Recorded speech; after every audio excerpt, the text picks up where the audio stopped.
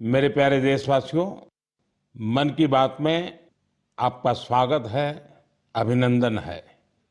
इस समय पूरी दुनिया में पेरिस ओलंपिक्स छाया हुआ है।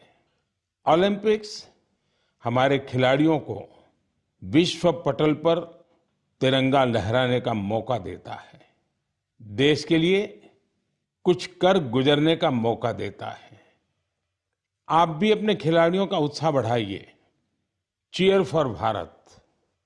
साथियों, स्पोर्ट्स की दुनिया के इस ओलंपिक्स से अलग कुछ दिन पहले मैथ्स की दुनिया में भी एक ओलंपिक हुआ है, इंटरनेशनल मैथमेटिक्स ओलंपियाड। इस ओलंपियाड में भारत के स्टूडेंट्स ने बहुत शानदार प्रदर्शन किया है। इसमें हमारी टीम ने सर्वश्रेष्ठ प्रदर्शन करते हुए 4 गोल्ड मेडल्स और 1 सिल्वर मेडल जीता है। इंटरनेशनल मैथमेटिक्स ओलंपियाड, इसमें 100 से ज्यादा देशों के युवा हिस्सा लेते हैं और ओवरऑल टैली में हमारी टीम टॉप 5 में आने में सफल रही है। देश का नाम रोशन करने वाले इन स्टूडेंट्स के नाम है पुणे के रहने वाले आदित्य वेंकट गणेश, पुणे के ही सिद्धार्थ चोपड़ा, दिल्ली के अर्जुन गुप्ता, ग्रेटर नोएडा के कनव तलवार, मुंबई के रुशिल माथुर और गुवाहाटी के आनंदो भादुरी। साथियों, आज मन की बात में मैंने इन युवा विजेताओं को विशेष तौर पर आमंत्रित किया है। ये सभी इस समय फोन पर हमारे साथ जुड़े हुए हैं। नमस्ते साथियों, मन की बात में आप सभी साथियों का बहुत बहुत स्वागत है। आप सभी कैसे हैं? हम ठीक है सर। अच्छा साथियों, मन की बात के जरिए देशवासी आप सभी के एक्सपीरियंसेस जानने को बहुत उत्सुक है। मैं शुरुआत करता हूं आदित्य और सिद्धार्थ से। आप लोग पुणे में हैं। सबसे पहले मैं आपसे ही शुरू करता हूं। ओलंपियाड के दौरान आपने जो अनुभव किया उसे हम सभी के साथ शेयर कीजिए। मुझे मैथ्स में छोटे से इंटरेस्ट था। मुझे 6th स्टैंडर्ड में प्रकाश सर एक टीचर ने सिखाया था और उन्होंने मेरे मैथ्स में इंटरेस्ट बढ़ाया था। मुझे कुछ सीखना मिला और मुझे करने को अपॉर्चुनिटी मिला था। आपके साथी का क्या कहना है? मैं सिद्धार्थ हूँ, मैं पुणे से हूँ। मैं भी क्लास 12 पास किया हूँ। ये मेरा सेकंड टाइम था आईएमओ में। मुझे भी छोटे से बहुत इंटरेस्ट था मैथ्स में और आदित्य के साथ जब मैं 6th में था प्रकाश सर ने हम दोनों को ट्रेन किया था और बहुत हेल्प हुआ था हमको। और अभी मैं कॉलेज के लिए सीएमआई जा रहा हूँ और मैथ्स एंड सीएस परस्यू कर रहा हूँ। अच्छा, मुझे बताया गया है कि अर्जुन इस समय गांधीनगर में है और कनव तो ग्रेटर नोएडा के ही है। अर्जुन और कनव, हमने ओलंपियाड को लेकर जो चर्चा की, लेकिन आप दोनों हमें अपनी तैयारी से जुड़ा कोई विषय और कोई विशेष अनुभव अगर बताएंगे तो हमारे श्रोताओं को अच्छा लगेगा। नमस्ते सर, जय हिंद। मैं अर्जुन बोल रहा हूँ। जय हिंद अर्जुन।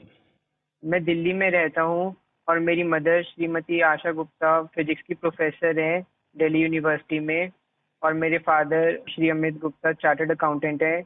मैं भी बहुत गौरवान्वित महसूस कर रहा हूँ कि मैं अपने देश के प्रधानमंत्री से बात कर रहा हूँ और सबसे पहले मैं अपनी सफलता का श्रेय अपने माता पिता को देना चाहूँगा। मुझे लगता है कि जब एक परिवार में कोई सदस्य एक ऐसे कंपटीशन की तैयारी कर रहा होता है तो केवल उस सदस्य का संघर्ष नहीं होता, पूरे परिवार का संघर्ष होता है। एसेंशियली हमारे पास जो हमारा पेपर होता है उसमें हमारे पास 3 प्रॉब्लम्स के लिए 4.5 घंटे होते हैं, तो एक प्रॉब्लम के लिए 1.5 घंटा। तो हम समझ सकते हैं कि कैसे हमारे पास एक प्रॉब्लम को सॉल्व करने के लिए कितना समय होता है। तो हमें घर पे काफ़ी मेहनत करनी पड़ती है, हमें प्रॉब्लम्स के साथ घंटों लगाने पड़ते हैं। कभी-कभार तो एक-एक प्रॉब्लम के साथ 1 दिन या यहाँ तक कि 3 दिन भी लग जाते हैं। तो इसके लिए हमें ऑनलाइन प्रॉब्लम्स ढूँढनी होती हैं, हम पिछले साल की प्रॉब्लम ट्राई करते हैं और ऐसे ही जैसे हम धीरे-धीरे मेहनत करते जाते हैं, उससे हमारा एक्सपीरियंस बढ़ता है। हमारी सबसे ज़रूरी चीज़ हमारी प्रॉब्लम सॉल्विंग एबिलिटी बढ़ती है, जो ना कि हमें मैथमेटिक्स में बल्कि जीवन के हर एक क्षेत्र में मदद करती है। अच्छा, मुझे कनव बता सकते हैं कि कोई विशेष अनुभव हो इस सारी तैयारी में, कोई खास जो हमारे नौजवान साथियों को बड़ा अच्छा लगे जान करके? मेरा नाम कनव तलवार है। मैं ग्रेटर नोएडा उत्तर प्रदेश में रहता हूँ और कक्षा 11वीं का छात्र हूँ। मैथ्स मेरा पसंदीदा सब्जेक्ट है और मुझे बचपन से मैथ्स बहुत पसंद है। बचपन में मेरे पिता मुझे पजल्स कराते थे, जिससे मेरा इंटरेस्ट बढ़ता गया। मैंने ओलंपियाड की तैयारी 7th क्लास से शुरू की थी, जिसमें मेरी सिस्टर का बहुत बड़ा योगदान है और मेरे पेरेंट्स ने भी हमेशा मुझे सपोर्ट किया। ये ओलंपियाड HPCSE कंडक्ट कराता है और ये एक 5 स्टेज प्रोसेस होता है। पिछले साल मेरा टीम में नहीं हुआ था और मैं काफ़ी करीब था और ना होने पर बहुत दुखी था। तब मेरे पेरेंट्स ने मुझे सिखाया कि या हम जीतते हैं या हम सीखते हैं, और सफ़र मायने रखता है, सफलता नहीं। तो मैं यही कहना चाहता हूँ कि love what you do and do what you love. सफ़र मायने रखता है, सफलता नहीं। और हमें सक्सेस मिलते रहेगा अगर हम अपने सब्जेक्ट से प्यार करें और जर्नी को एंजॉय करें। तो कनव, आप तो मैथमेटिक्स में भी इंटरेस्ट रखते हो और बोलते हैं ऐसे जैसे आपको साहित्य में भी रुचि है। जी सर, मैं बचपन में डिबेट्स और ओरेटिंग्स भी करता था। अच्छा, अब आइए हम आनंदो से बात करते हैं। आनंदो, आप अभी गुवाहाटी में हैं और आपका साथी रुशील आप मुंबई में हैं। मेरे आप दोनों से एक क्वेश्चन है। देखिए, मैं परीक्षा पे चर्चा तो करता ही रहता हूँ और परीक्षा पे चर्चा के अलावा अन्य कार्यक्रमों में भी मैं स्टूडेंट से संवाद करता रहता हूँ। बहुत से छात्रों को मैथ से इतना डर लगता है, नाम सुनते ही घबरा जाते हैं। आप बताइए कि मैथ से दोस्ती कैसे की जाए? सर, मैं रुशिल माथुर हूँ। जब हम छोटे होते हैं और हम पहली बार एडिशन सीखते हैं, हमें कैरी फॉरवर्ड समझाया जाता है, पर हमें कभी ये समझाया नहीं जाता कि कैरी फॉरवर्ड होता क्यों है। जब हम कंपाउंड इंटरेस्ट पढ़ते हैं, हम ये क्वेश्चन कभी नहीं पूछते कि ये कंपाउंड इंटरेस्ट का फॉर्मूला आता कहाँ से। मेरा मानना ये है कि मैथ्स एक्चुअली एक सोचने और प्रॉब्लम सॉल्विंग की एक कला है, और इसलिए मुझे ये लगता है कि अगर हम सब मैथमेटिक्स में एक नया क्वेश्चन जोड़ दें, तो ये क्वेश्चन है कि हम ये क्यों कर रहे हैं, ये ऐसे क्यों होता है। तो आई थिंक इससे मैथ्स में बहुत इंटरेस्ट बढ़ सकता है लोगों का, क्योंकि जब किसी चीज़ को हम समझ नहीं पाते, उससे हमें डर लगने लगता है। इसके अलावा मुझे ये भी लगता है कि मैथ्स, सब सोचते हैं, एक बहुत लॉजिकल सा सब्जेक्ट है, पर इसके अलावा मैथ्स में बहुत क्रिएटिविटी भी इम्पोर्टेंट होती है, क्योंकि क्रिएटिविटी से ही हम out of the box solutions सोच पाते हैं, जो ओलंपियाड्स में बहुत यूजफुल होते हैं। और इसलिए मैथ ओलंपियाड्स का भी बहुत इम्पोर्टेंट रेलेवेंस है मैथ्स के इंटरेस्ट बढ़ाने के लिए। आनंदो, कुछ कहना चाहेंगे? नमस्ते पीएम जी, मैं आनंद खैरव गुवाहाटी से। मैं भी अभी 12वीं कक्षा पास किया हूँ। यहाँ के लोकल ओलंपियाड में 6th और 7th में करता था, वहाँ से ही हुई। ये मेरी दूसरी आईएमओ थी, दोनों आईएमओ बहुत अच्छे लगे। मैं रुशिल जो कहा उससे मैं सहमत हूँ, और मैं ये भी कहना चाहूँगा कि जिन्हें मैथ से डर है उन्हें धैर्य की बहुत जरूरत है। कि हमें मैथ जैसे पढ़ाया जाता है, क्या होता है, एक फार्मूला दिया जाता है, वो रटा जाता है, फिर उस फार्मूला से ही 100 सवाल ऐसे करने पड़ते हैं, लेकिन फार्मूला समझे कि नहीं वो नहीं देखा जाता। सिर्फ सवाल करते ही जाओ, फार्मूला भी रटा जाएगा, और फिर एग्जाम में अगर फार्मूला भूल गया तो क्या करेगा। इसलिए मैं कहूँगा कि फार्मूला को समझो, जो रुशिल कहा था, फिर धैर्य से देखो। अगर फार्मूला ठीक से समझे तो 100 सवाल नहीं करने पड़ेंगे, 1-2 सवाल से ही हो जाएंगे, और मैथ्स को डरना भी नहीं है। आदित्य और सिद्धार्थ, आप जब शुरू में बात कर रहे थे तब ठीक से बात हो नहीं पाई। अब इन सारे साथियों को सुनने के बाद आपको भी जरूर लगता है कि आप भी कुछ कहना चाहते होंगे। क्या आप अपने अनुभव अच्छे ढंग से शेयर कर सकते हैं? बहुत सारे दूसरे देशों से इंटरैक्ट किया था, बहुत सारे कल्चर्स थे, और बहुत अच्छा था दूसरे स्टूडेंट्स से इंटरैक्ट करने के, और बहुत सारे फेमस मैथमेटिशियंस थे। हाँ आदित्य। बहुत अच्छा एक्सपीरियंस था मैम। उधर हमें उन्होंने बर्थ सिटी को घुमा के दिखाया था, उधर बहुत अच्छे अच्छे व्यूज दिखे थे और पार्क्स लेके गए थे, और हमें ऑक्सफोर्ड यूनिवर्सिटी को भी लेके गए थे, तो वो भी बहुत अच्छे अनुभव था। चलिए साथियों, मुझे बहुत अच्छा लगा आप लोगों से बात करके। और मैं आपको बहुत बहुत शुभकामनाएं देता हूं, क्योंकि मैं जानता हूं इस प्रकार के खेल के लिए काफी फोकस एक्टिविटी करनी पड़ती है, दिमाग खपा देना पड़ता है। और परिवार के लोग भी कभी कभी तंग आते हैं कि ये क्या गुणा भाग करता रहता है। लेकिन मेरी तरफ से आपको बहुत बहुत शुभकामनाएं हैं। आपने देश का मान बढ़ाया है, नाम बढ़ाया है। धन्यवाद दोस्तों। Thank you sir. धन्यवाद। Thank you. Thank you sir. जय हिंद। धन्यवाद सर। जय हिंद, जय हिंद। आप सभी स्टूडेंट से बात करके आनंद आ गया। मन की बात से जुड़ने के लिए आप सभी का बहुत बहुत धन्यवाद। मुझे विश्वास है कि मैथ्स के इन युवा महारथियों को सुनने के बाद दूसरे युवाओं को मैथ्स को एंजॉय करने की प्रेरणा मिलेगी।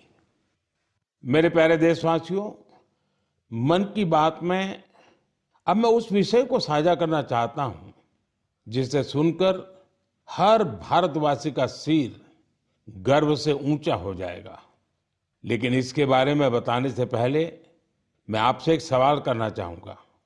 क्या आपने चराई देऊ मैदान का नाम सुना है? अगर नहीं सुना तो अब आप ये नाम बार बार सुनेंगे और बड़े उत्साह से दूसरों को बताएंगे। असम के चराई देऊ मैदान को यूनेस्को वर्ल्ड हेरिटेज साइट में शामिल किया जा रहा है।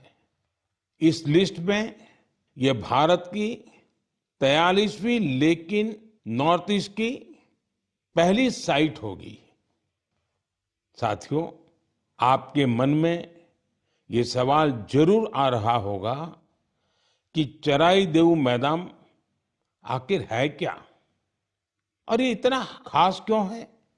चराई देऊ का मतलब है shining city on the hills, यानी पहाड़ी पर एक चमकता शहर। ये अहोम राजवंश की पहली राजधानी थी। अहोम राजवंश के लोग अपने पूर्वजों के शव और इनकी कीमती चीजों को पारंपरिक रूप से मैदान में रखते थे। मैदान टीले नुमा एक ढांचा होता है जो ऊपर मिट्टी से ढका होता है और नीचे एक या उससे ज्यादा कमरे होते हैं। ये मैदान अहोम साम्राज्य के दिवंगत राजाओं और गणमान्य लोगों के प्रति श्रद्धा का प्रतीक है। अपने पूर्वजों के प्रति सम्मान प्रकट करने का ये तरीका बहुत यूनिक है। इस जगह पर सामुदायिक पूजा भी होती थी। साथियों, अहोम साम्राज्य के बारे में दूसरी जानकारियां आपको और हैरान करेगी। 13वीं शताब्दी के शुरू होकर यह साम्राज्य 19वीं शताब्दी की शुरुआत तक चला। इतने लंबे कालखंड तक एक साम्राज्य का बने रहना बहुत बड़ी बात है। शायद अहोम साम्राज्य के सिद्धांत और विश्वास इतने मजबूत थे कि उसने इस राजवंश को इतने समय तक कायम रखा।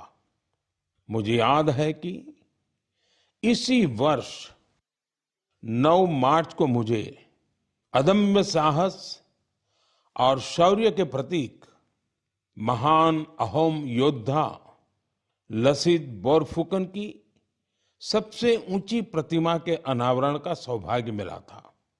इस कार्यक्रम के दौरान अहोम समुदाय आध्यात्मिक परंपरा का पालन करते हुए मुझे अलग ही अनुभव हुआ था।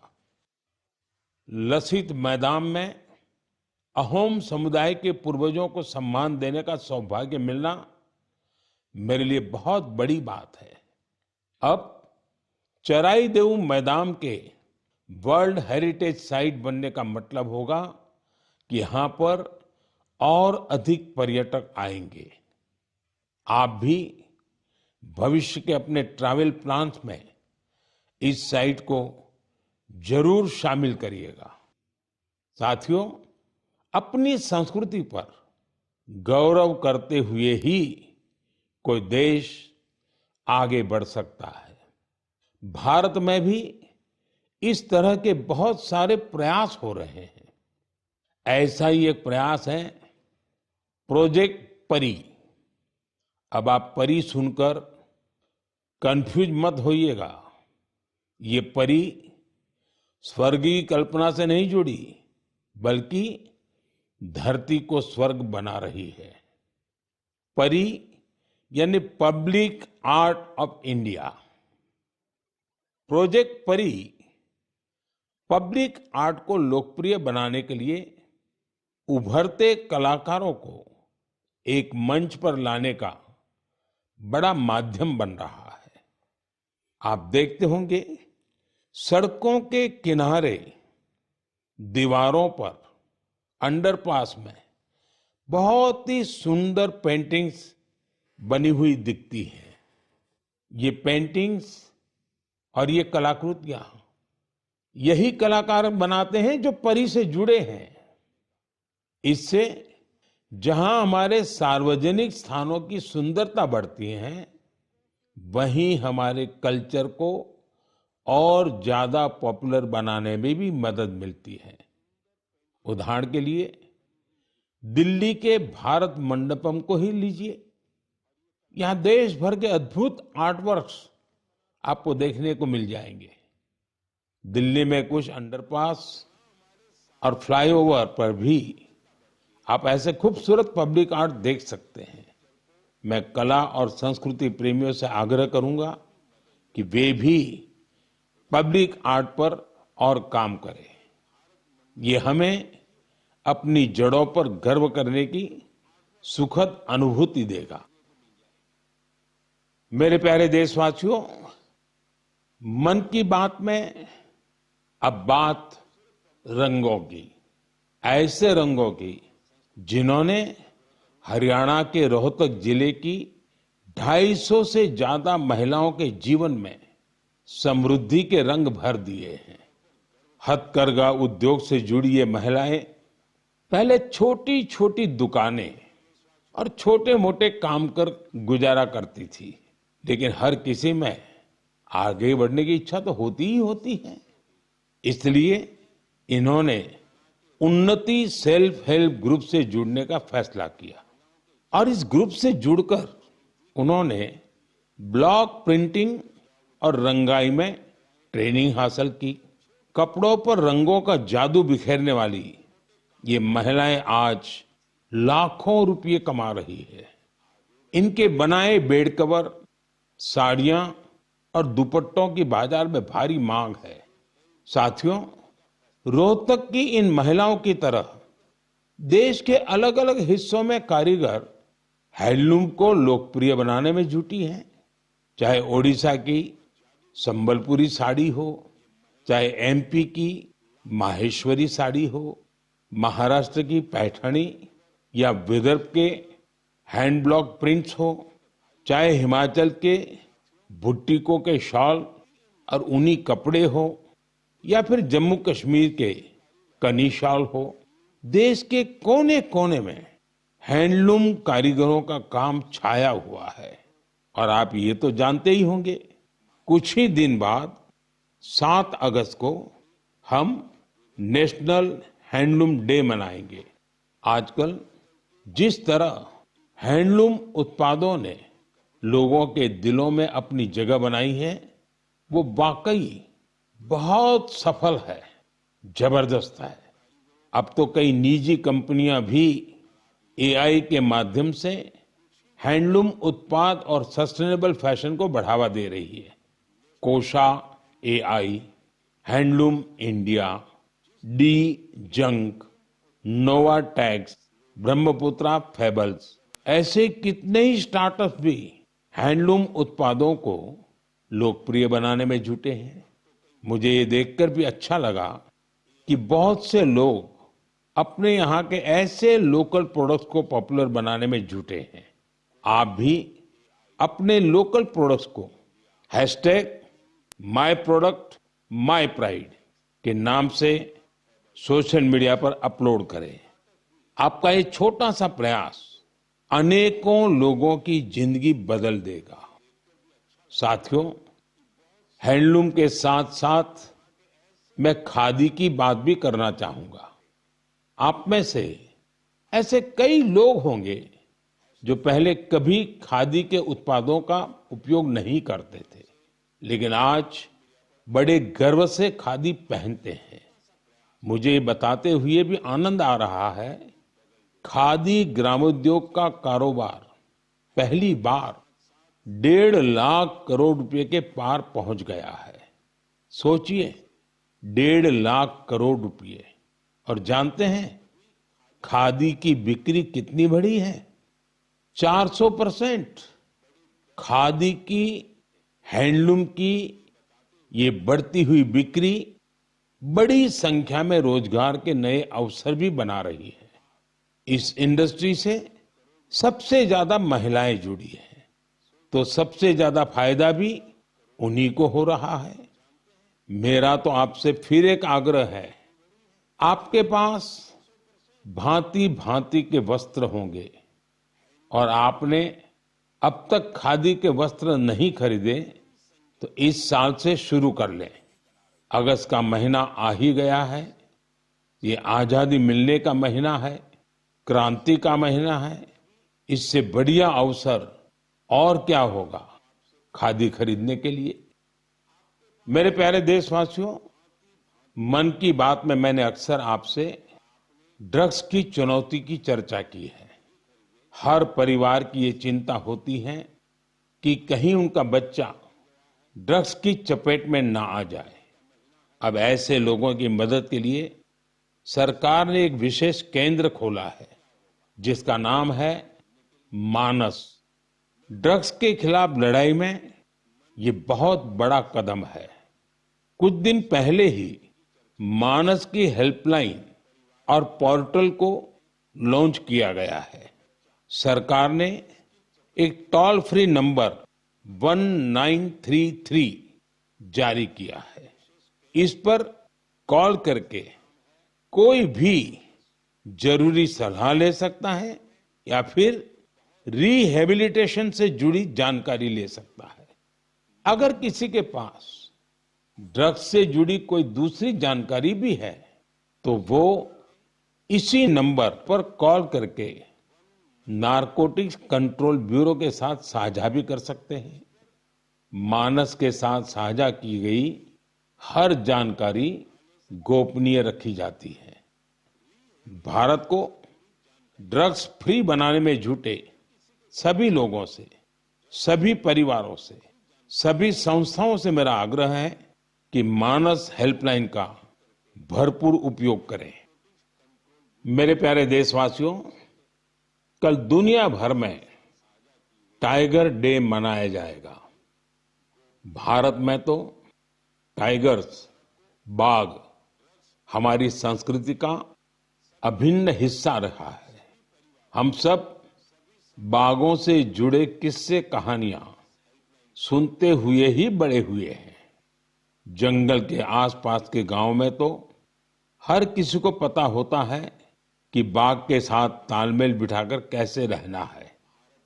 हमारे देश में ऐसे कई गांव हैं जहां इंसान और बाघ के बीच कभी टकराव की स्थिति नहीं आती, लेकिन जहां ऐसी स्थिति आती है, वहां भी बाघों के संरक्षण के लिए अभूतपूर्व प्रयास हो रहे हैं। जन भागीदारी का ऐसा ही एक प्रयास है कुल्हाड़ी बंद पंचायत। राजस्थान के रणथंभौर से शुरू हुआ कुल्हाड़ी बंद पंचायत अभियान बहुत दिलचस्प है। स्थानीय समुदायों ने स्वयं इस बात की शपथ ली है कि जंगल में कुल्हाड़ी के साथ नहीं जाएंगे और पेड़ नहीं काटेंगे। इस एक फैसले से यहाँ के जंगल एक बार फिर से हरे भरे हो रहे हैं और बाघों के लिए बेहतर वातावरण तैयार हो रहा है। साथियों, महाराष्ट्र का ताडोबा अंधारी टाइगर रिजर्व बाघों के प्रमुख बसेरों में से एक है। यहाँ के स्थानीय समुदायों, विशेषकर गोंड और माना जनजाति के हमारे भाई बहनों ने इको टूरिज्म की ओर तेजी से कदम बढ़ाए हैं। उन्होंने जंगल पर अपनी निर्भरता को कम किया है ताकि यहाँ बाघों की गतिविधियां बढ़ सकें। आपको आंध्र प्रदेश में नल्ला मलाई की पहाड़ियों पर रहने वाले चेंचू जनजाति के प्रयास भी हैरान कर देंगे। उन्होंने टाइगर ट्रैकर्स के तौर पर जंगल में वन्य जीवों के मूवमेंट की हर जानकारी जमा की। इसके साथ ही वे इस क्षेत्र में अवैध गतिविधियों की निगरानी भी करते रहे हैं। इसी तरह उत्तर प्रदेश के पीलीभीत में चल रहा बाघ मित्र कार्यक्रम भी बहुत चर्चा में है। इसके तहत स्थानीय लोगों को बाघ मित्र के रूप में काम करने की ट्रेनिंग दी जाती है। ये बाघ मित्र इस बात का पूरा ध्यान रखते हैं कि बाघों और इंसानों के बीच टकराव की स्थिति न बने। देश के अलग अलग हिस्सों में इस तरह के कई प्रयास जारी हैं। मैंने यहाँ कुछ ही प्रयासों की चर्चा की है, लेकिन मुझे खुशी है कि जन भागीदारी बाघों के संरक्षण में बहुत काम आ रही है। ऐसे प्रयासों की वजह से ही भारत में बाघों की आबादी हर साल बढ़ रही है। आपको ये जानकर खुशी और गर्व का अनुभव होगा कि दुनिया भर में जितने बाघ हैं, उनमें से 70% बाघ हमारे देश में है। सोचिए, 70% बाघ।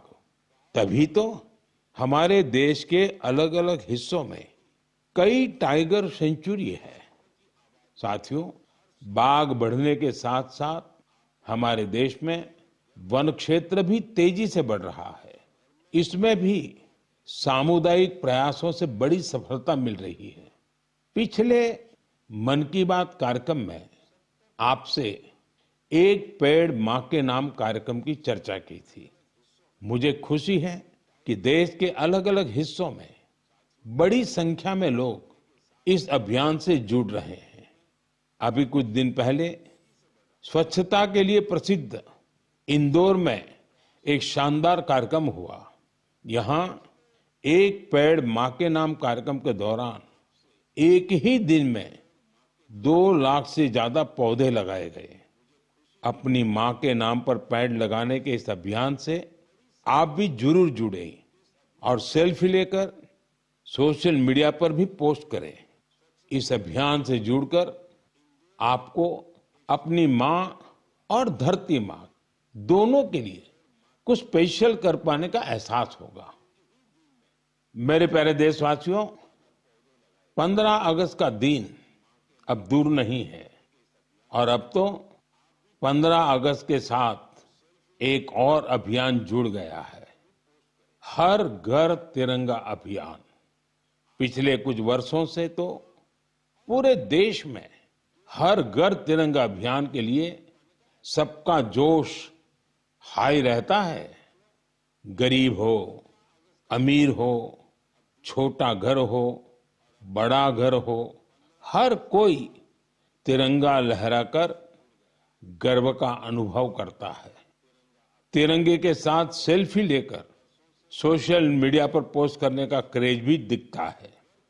आपने गौर किया होगा, जब कॉलोनी या सोसाइटी के एक एक घर पर तिरंगा लहराता है तो देखते ही देखते दूसरे घरों पर भी तिरंगा दिखने लगता है।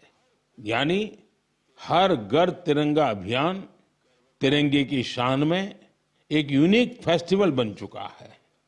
इसे लेकर अब तो तरह तरह के इनोवेशन भी होने लगे हैं। 15 अगस्त आते आते घर में, दफ्तर में, कार में तिरंगा लगाने के लिए तरह तरह के प्रोडक्ट दिखने लगते हैं। कुछ लोग तो तिरंगा अपने दोस्तों पड़ोसियों को बांटते भी है। तिरंगे को लेकर ये उल्लास, ये उमंग हमें एक दूसरे से जोड़ती है। साथियों, पहले की तरह इस साल भी आप हर घर तिरंगा.com पर तिरंगे के साथ अपनी सेल्फी जरूर अपलोड करेंगे। और मैं आपको एक और बात याद दिलाना चाहता हूं। हर साल 15 अगस्त से पहले आप मुझे अपने ढेर सारे सुझाव भेजते हैं। आप इस साल भी मुझे अपने सुझाव जरूर भेजिए। आप माईगॉव या नमो ऐप पर भी अपने सुझाव भेज सकते हैं। मैं ज्यादा से ज्यादा सुझावों को 15 अगस्त के संबोधन में कवर करने की कोशिश करूंगा। मेरे प्यारे देशवासियों, मन की बात के इस एपिसोड में आपसे जुड़कर बहुत अच्छा लगा। अगली बार फिर मिलेंगे देश की नई उपलब्धियों के साथ, जन भागीदारी के नए प्रयासों के साथ। आप मन की बात के लिए अपने सुझाव जरूर भेजते रहें।